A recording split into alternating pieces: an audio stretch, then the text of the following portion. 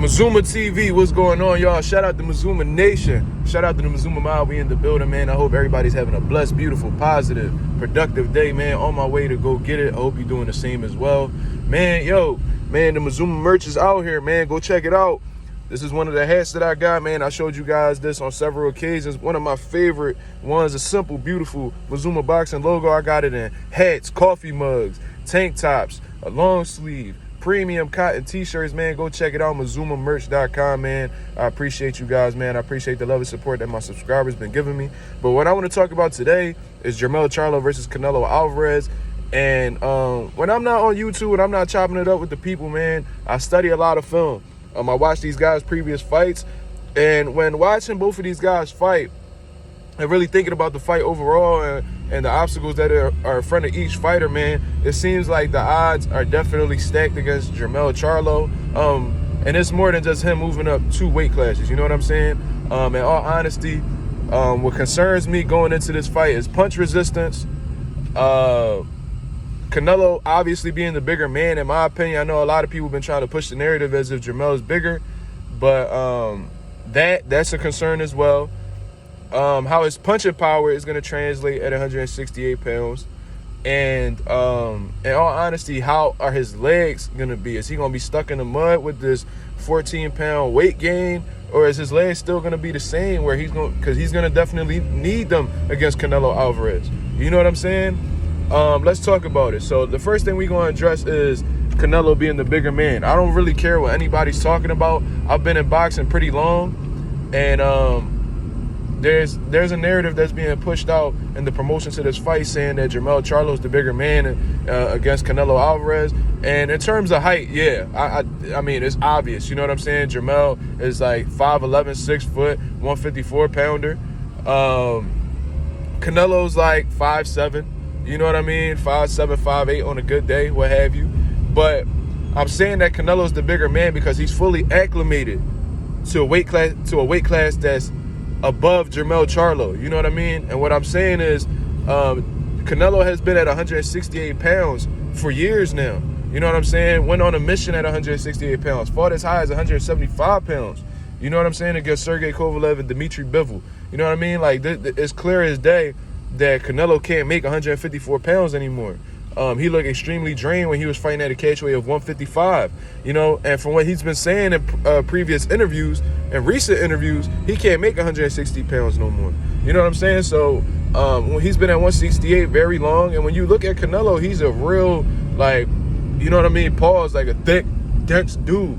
You know what I'm saying? Real big frame, and he's extremely. He may be short, but he's you know what I mean? A big dude, strong dude. You know what I'm saying? His torso, everything. He's just overall a big dude. You know what I'm saying? So height-wise, JERMELL may have the advantage.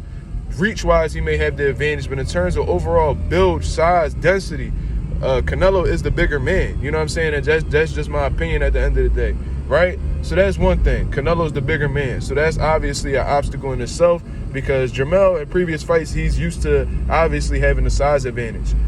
And that's why he's been having that come forward aggressive style. You know what I mean? Come forward, let his hands go, and just pretty much being a bully in there. Now, another thing I want to address also is his punch resistance. You know what I mean? That's the second thing I want to get into. How do we know? JERMELL has a great chin. You know what I mean? He stood up to some big shots in his career against some solid punchers. Like Tony Harrison has a high knockout ratio. You know what I mean? And Brian Castano is a solid puncher as well. How do we know that moving up to 168 that he's going to be able to take a flush shot against a 168-pound fighter?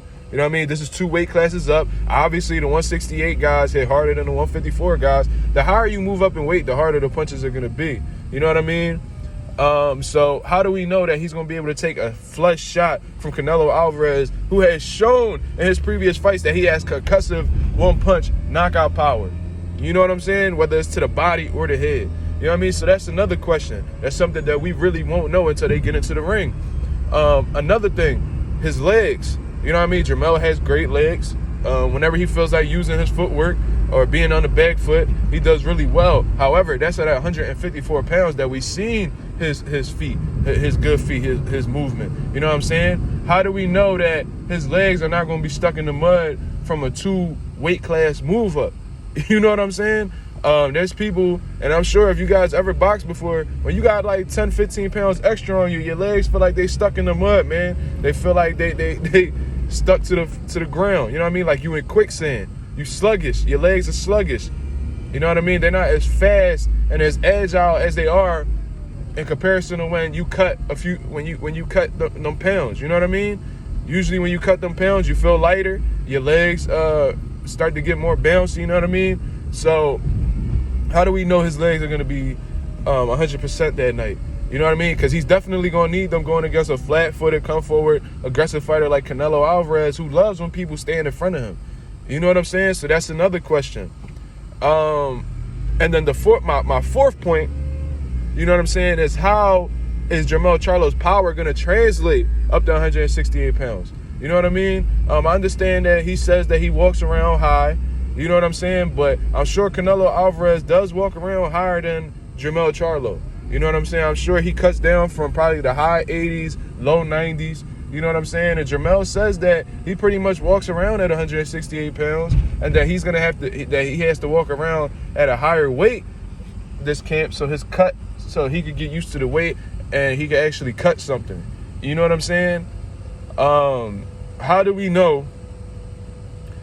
Because he has devastating power at 154 pounds. He's been on a knockout streak lately. Erickson Lubin, Tony Harrison, Brian Castano,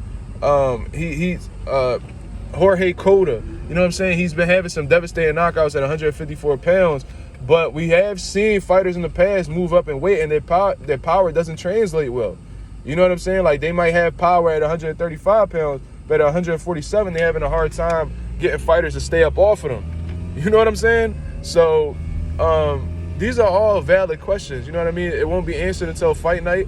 And because I have all these questions and I'm uncertain about a lot of things, I do have Canelo beating Jermell Charlo that night. However, I am rooting for Jermell to get the upset. You know what I'm saying? I'm rooting for him 1,000%. But thinking from a logical perspective, it's really hard to say that Jermell is going to have an easy win against Canelo if he has a win at all.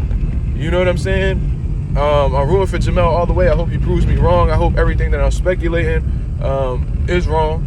You know what I'm saying? I hope he gets the victory so he become a 2-time undisputed world champion. And that'll open up an even bigger fight against Terrence Crawford at 154 pounds. You know what I'm saying? But that's just my take on it, man. I definitely think it's an uphill battle, but I'm rooting for him 1,000%. You know what I mean? Let me know what y'all think in the comments below. Do y'all agree, disagree? Like, comment, subscribe, man. Hit the bell notification so you know when I'm going live and when I'm posting videos, man. This is Mazuma TV. Thank you for watching. I'm out of here, man. Peace.